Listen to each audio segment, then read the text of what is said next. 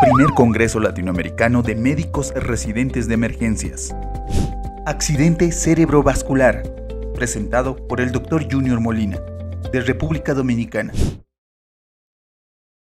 Hola, muy buenas noches. Soy el doctor Junior Molina y la noche de hoy estaré conversando con ustedes un poco acerca del evento vasculocerebral y sus dos variables, el isquémico y el hemorrágico. Un saludo desde acá, desde República Dominicana. Soy médico residente de Medicina de Emergencias del Hospital Dr. Francisco Moscoso Puello y para mí es más que un placer compartir con ustedes en esta noche. Bueno, saber antes que nada que el evento vasculocerebral, por definición, se habla que es cualquier variedad de afectación que reduzca el flujo sanguíneo en una parte o pudiera ser la totalidad del cerebro. Es la tercera causa más común de discapacidad a nivel global y se dice también que es la segunda causa, aproximadamente la segunda causa de muerte a nivel mundial. En los Estados Unidos, que es la epidemiología que más actualizada tenemos actualmente, se dice que aproximadamente 795,000 personas anualmente experimentan un evento vasculocerebral. Esta es una cifra bastante alta, ya que se dice que aproximadamente una persona cada 40 segundos tiene un evento vasculocerebral y aproximadamente una persona muere cada 4 minutos más o menos. De estos 795,000 personas, el 77% de estos casos son eventos primarios, o sea que es la primera vez que ocurre, y aproximadamente un 23% son eventos recurrentes o eventos que ya, de pacientes que ya habían tenido antes un evento vasculocerebral. Se dice que aproximadamente un 28% de las personas que tienen un evento vasculocerebral fallecen, ya sea durante o días después o posteriores al evento, y que aproximadamente de los eventos vasculocerebrales, un 62% son eventos vasculocerebrales isquémicos, mientras que aproximadamente un 28% son eventos vasculocerebrales hemorrágicos y aproximadamente un 10% hemorragias subaracnoideas. En poblaciones ya más pobres se dice que este número de eventos vasculocerebrales hemorrágicos puede elevarse. Los costos a nivel global de esta enfermedad oscilan unos 33,000 millones de dólares anualmente, o sea que son costos exorbitantes, muy, muy elevados. Y bueno, ya entrando en materia con lo que es el evento vasculocerebral, sabemos que hay dos vertientes básicas, están los isquémicos y están los hemorrágicos, que los dos son afectaciones diametralmente opuestas, muy opuestas una de la otra, y que por su lado la parte que tiene que ver con el evento vasculocerebral hemorrágico se caracteriza por demasiada sangre dentro de una cavidad cerrada, mientras que el evento vasculocerebral isquémico se caracteriza por muy poca sangre disponible para suplir las demandas de oxígeno y nutrientes en alguna parte del cerebro. Por su parte, los eventos vasculocerebrales isquémicos se deben a una reducción o un bloqueo completo del flujo, pudiera ser un bloqueo completo de alguna parte del cerebro. Esta reducción pudiera pudiera darse por una disminución de la presión o de la perfusión sistémica, por una estenosis grave o por una oclusión de un vaso sanguíneo. Otra cosa que debemos conocer es que dentro de los eventos vasculocerebrales isquémicos existen tres subclasificaciones, que una se diferencia de la otra por la patogenia de la enfermedad, por la forma en la cual produce los signos y síntomas. Por su parte, la primera de estas es la trombosis, la cual hace referencia a una obstrucción local de la arteria, o sea, la arteria que se ocluye por un trombo. Esta obstrucción, en la mayoría de los casos, se debe a una enfermedad arterial, ya sea una aterosclerosis, ya sea disección o una displasia fibromuscular. Por su parte, la embolia se debe a un taponamiento del flujo que pudiera darse desde una fuente, ya sea del corazón, la aorta, los grandes vasos, y se debe a que un émbolo sale desde uno de estos lugares, de estas fuentes, y bloquea de forma repentina el sitio receptor. De modo que asimismo son los síntomas, son de forma abrupta, ya que este bloqueo ocurre de una forma muy rápida y muy abrupta.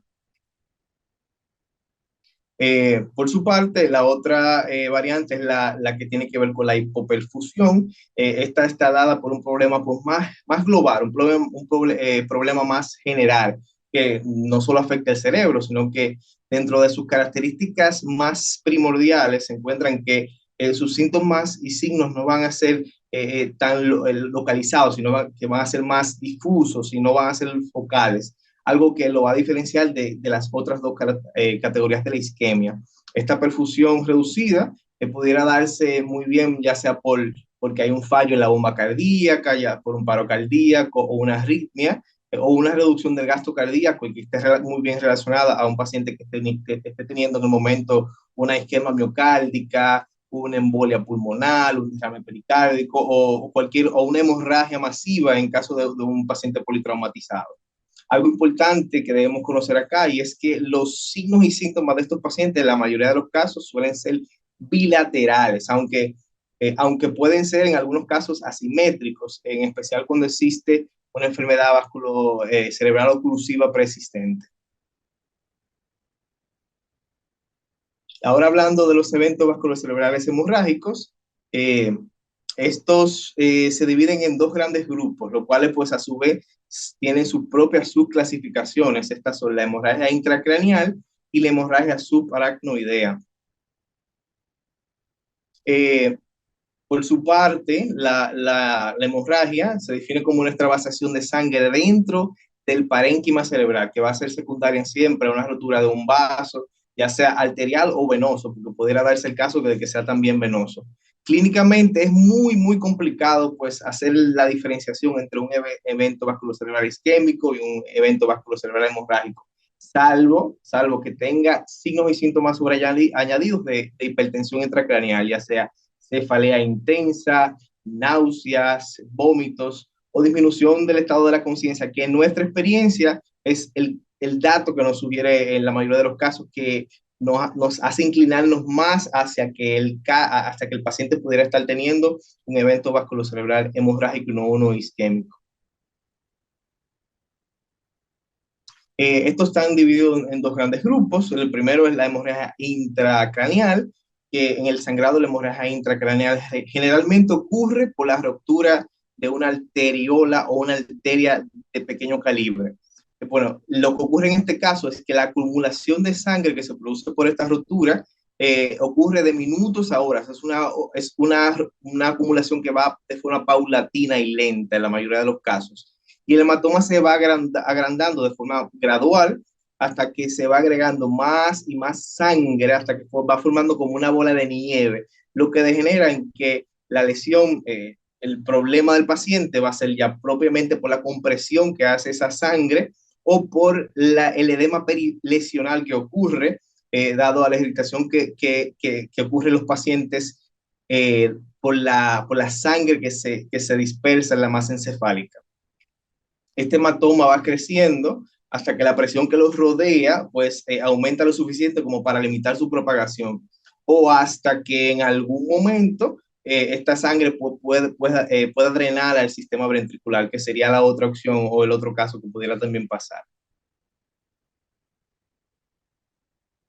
Por su parte, la hemorragia subaracnoidea sabemos acá que hay dos tipos, está la de origen traumático y la de origen no traumático. En este caso, lo que nos confiere el no traumático, pues se debe principalmente a una rotura de un aneurisma, la cual libera sangre directamente dentro del líquido cefalorraquídeo. Esta se propaga de forma rápida dentro del líquido cefalorraquídeo y aumenta de forma brusca la presión intracraneal, y esto es lo que ocasiona la mayoría de los problemas en este caso. A diferencia de los pacientes con hemorragia intracraneal, los síntomas de la hemorragia subaracnoidea comienzan de forma muy abrupta y el dolor de cabeza es un síntoma invariable y que se ve en prácticamente todos los pacientes que tienen una hemorragia subaracnoidea. Y esta puede ser y suele en la mayoría de los casos ser instantáneamente y muy intensa y de forma generalizada en todo el cráneo. Ahora hablando de la evaluación inicial. Bueno, nosotros como médicos de emergencias, como emergenciólogos, debemos realizar una evaluación inicial rápida, pero muy amplia y que vaya dirigida, que, claro, que establezca y que tenga los fines de establecer un diagnóstico presuntivo lo más antes que se pueda del trastorno neurológico que tenemos al frente. Nuestros objetivos siempre van a ser en la fase inicial o en la fase hiperaguda, que así se conoce en la literatura, primero garantizar la estabilidad médica del paciente, con especial atención en lo que nos confiere más como emergenciólogos, que son las vías aéreas, la respiración y la circulación. Lo otro es, y evidentemente, revertir de forma rápida cualquier otra condición que pudiera estar contribuyendo a que el problema se agrave, como si sería el caso, por ejemplo, de una hipoglicemia. También determinar si el paciente es candidato o no es candidato para trombólisis o trombectomía. Es muy necesario que nosotros como emergenciólogos tengamos muy pendiente esta parte. Y por último, pues determinar si los orígenes, determinar el posible origen de la afectación neurológica, que verdaderamente no sea otro trastorno metabólico que pudiera estar de alguna manera u otra ocasionando trastornos neurológicos en el paciente.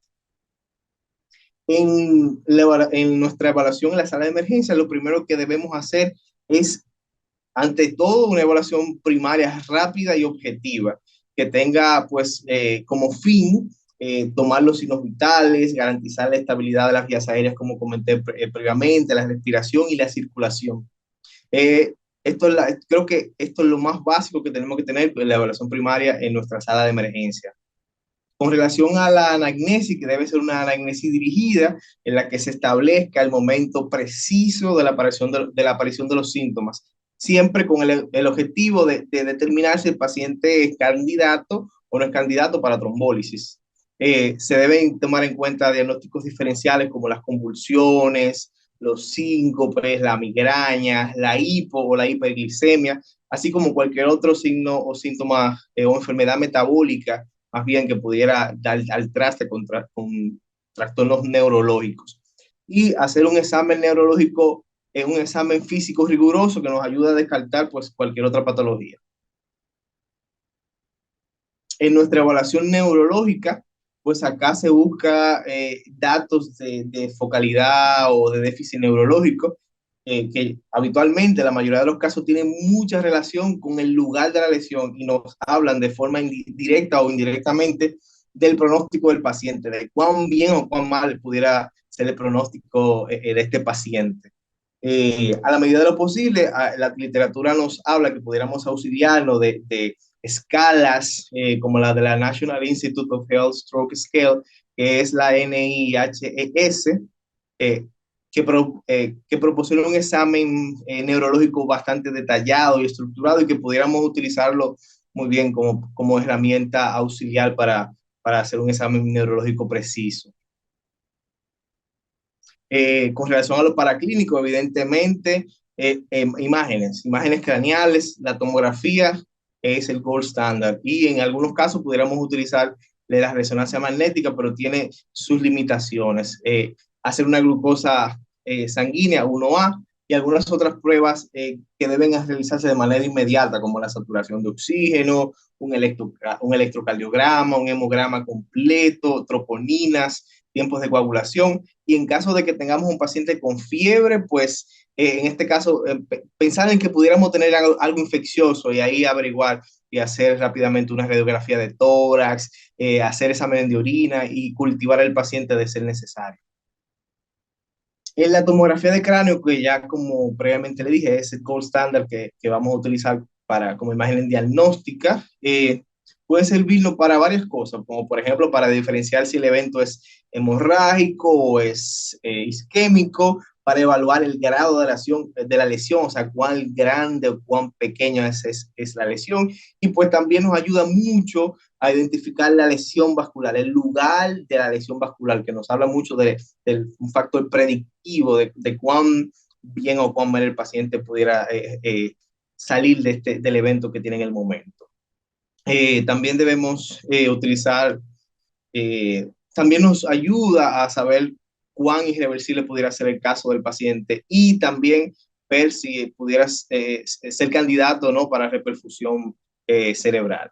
En el contexto de un evento vascular cerebral isquémico, en la fase hiperaguda pudiéramos no encontrar nada en la tomografía del cráneo, pero hay datos agudos que nos ayudan de forma temprana a predecir que el paciente pudiera estar teniendo o pudiera tener una lesión cerebral. Dentro de lo que podemos mencionar está la pérdida de la diferenciación entre la masa de la materia gris y blanca, el oscurecimiento de la fisura de Silvio, el borramiento de los surcos y sobre todo una arteria cerebral media hiperdensa que nos habla de que esa arteria probablemente está ocupada por un trombo y es la razón por la cual este signo es casi invariable y es un predictivo bastante importante de evento vasculocerebral isquémico. En el contexto de los eventos vasculocerebrales hemorrágicos, entonces en este caso, saber que la sangre siempre, en la mayoría de los casos, se va a ver hiperdensa. Y digo en la mayoría de los casos porque hay excepciones.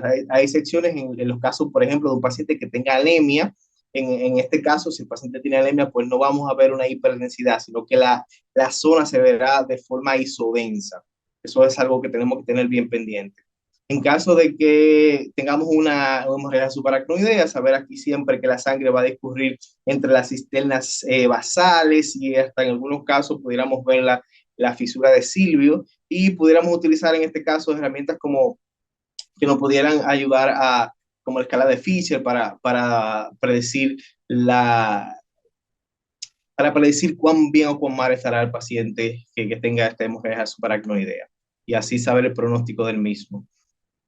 En cuanto al manejo de la sala de la emergencia, pues siempre nuestra finalidad como emergenciólogo va a ser lograr mantener el tejido cerebral las mejores condiciones que se pueda, con el fin de reducir comorbilidades, o sea, no agregar ya otras comorbilidades al paciente.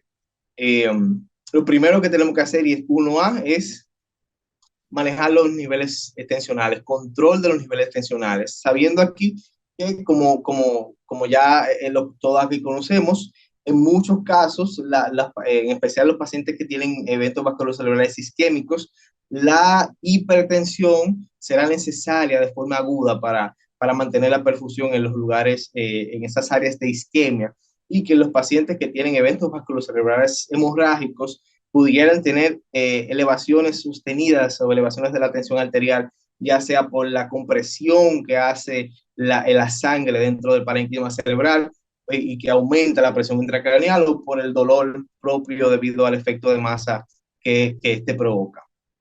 Tenemos que tener pendiente que para el manejo de la presión arterial en el evento vasculocerebral isquémico, pues en este caso, si el paciente es candidato para trombólisis, que estaré hablando un poco más adelante de esta parte, pues lo que tenemos que tener, la presión arterial que el paciente deberíamos tener en él mismo sería 185, 110 de diastólica, 185 de presión sistólica, 110 de presión diastólica en este rango. Si está más elevada, entonces deberíamos bajarla. En caso de que tengamos que el paciente pues no sea candidato para trombólisis, lamentablemente, pues en este caso, si la presión está debajo de 220 milímetros de mercurio de presión sistólica y 120 milímetros de mercurio de presión diastólica, pues no lo tratamos, lo dejamos tal cual. Ahora, si está por arriba de ahí, entonces ahí sí ya tratamos. Esto siempre teniendo pendiente de que ya confirmamos que el evento es isquémico y no hemorrágico, ya que si tenemos un evento hemorrágico, el manejo es totalmente distinto, ya que en estos casos pues se recomienda el número mágico que tenemos que tener bien pendientes es 140 milímetros de mercurio de presión arterial sistólica. 140 milímetros de mercurio, o sea que si el paciente tiene entre 150 y 220 milímetros de mercurio de presión sistólica, entonces la guía lo que recomienda es descender hasta 140 en la primera hora. En una hora descender hasta 140. Y si el paciente tiene más de 220 milímetros de mercurio, entonces descender lo antes que se pueda hasta 220 y ya luego de 220 hasta 140, pues en una hora.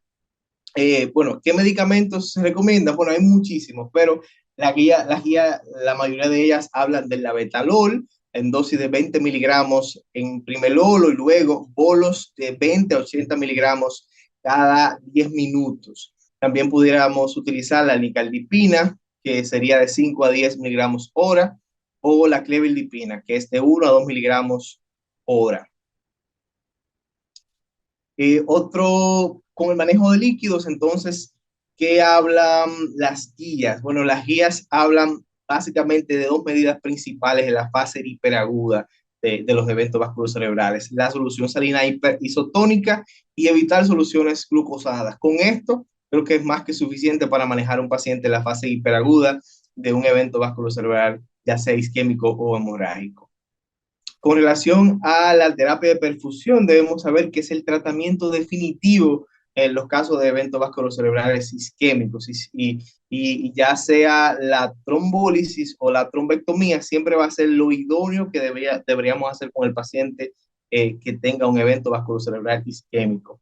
Existen ciertos criterios de inclusión que debemos tomar en cuenta para la realización de trombólisis o trombectomía mecánica, y siempre y cuando pues, la trombólisis se inicie dentro del plazo adecuado, va a ser la primera línea. ¿Y cuál es el plazo adecuado? Bueno, pues el plazo adecuado sería de un paciente que tiene desde 0 horas, le inició el evento, hasta 4.5 horas de haber iniciado el evento. Si el paciente llega a nuestra emergencia con un periodo hasta 4.5 horas de haber iniciado los síntomas, entonces pudiera ser candidato para realizar trombólisis. Y el objetivo de esta trombólisis siempre va a ser la de disolver ese trombo mediante la utilización de un activador tisular del plasminógeno, que es el conocido alteplase, y que este pues se calcula a 0.9 por kilogramo de peso, y se va administrando la primera dosis en más o menos como un 10% de la totalidad de la dosis, y pasado un bolo lento y pasado los 5 minutos, entonces se administra el 90% restante de la solución, a pasar más o menos como en una hora. En caso de que el paciente pues tenga más de 4.5 horas o hasta 8 horas en los territorios carotídeos, o incluso se dice que hasta 24 horas en arterias como las vertebrovacilares, o que no sepamos, bueno, cuando iniciaron los síntomas porque tiene alteración de la conciencia, o porque tiene una afasia motora que no puede explicar cuando iniciaron los síntomas, o porque estaba solo y los familiares pues no vieron cuando iniciaron los síntomas. Entonces, en este caso también pudiéramos hablar o recomendar la trombectomía mecánica. Esto, claro está, subjetivo siempre va a ser la extracción de este trombo mediante técnicas endovasculares, como obviamente el cateterismo, y a diferencia de la trombólisis, lamentablemente no todos los pacientes van a ser candidatos para realizarle, ya que esta se recomienda solo en eventos vasculocerebrales que afecten arterias de gran calibre, como son el caso de las vértebrovacilares que ya comenté previamente. Vamos a tener criterios de exclusión para decir, bueno, este paciente sí, este paciente no. Dentro de los criterios de exclusión pudiéramos mencionar la historia del paciente, o sea, un paciente con eventos vasculocerebrales isquémicos o un traumatismo craneoencefálico en los últimos 3 meses, hemorragias intracraneales, neoplasias, malignidad gastrointestinal o sangrado, evidentemente, de origen gastrointestinal, signos o síntomas que sugieran que el paciente está teniendo una hemorragia subaracnoidea, como esos dolores de cabeza intensos, elevación sostenida de los niveles tensionales, sangrado interno activo, evidentemente que no se puede, recuentos de plaquetarios inferiores a 100.000 plaquetas, elevación de tiempos de coagulación, y evidentemente un paciente que tenga hemorragia en una tomografía craneal o que tenga una lesión de hiperdensidad muy extensa, pues lamentablemente pues no va a ser candidato para esta técnica. Ya por último, ¿qué otras cosas pudiéramos tener? Tomar en cuenta, pues paciente con hipoglicemia, debemos saber que hay muchos signos y síntomas neuroglucopénicos que pudieran similar a trastornos neurológicos en el paciente, y que pues debemos tomarlo muy en cuenta, en especial los pacientes que tienen hipoglicemia. Y la hiperglicemia, las guías hablan de tener una glucosa sérica entre 140 y 180. No se recomienda la euglicemia en estos pacientes. Y en el caso porque tenga fiebre, se debe investigar la causa, no vaya a ser que el paciente esté haciendo una meningitis, que esté dando trastornos neurológicos o una encefalitis, o cualquier otro trastorno. Incluso se habla de pacientes que tienen neumonía por broncoaspiración, también pudiera darse el caso. Entonces, debemos investigar la causa de la fiebre y tratar con antipiréticos. Bueno, para mí ha sido más que un placer haber estado con ustedes compartiendo este tema. Espero que lo hayan entendido, disfrutado, y aquí está mi información de contacto por si alguno de ustedes tiene alguna duda o pregunta o quiere contactarme para alguna otra cuestión. Para mí ha sido un placer. Espero que tengan muy buenas noches.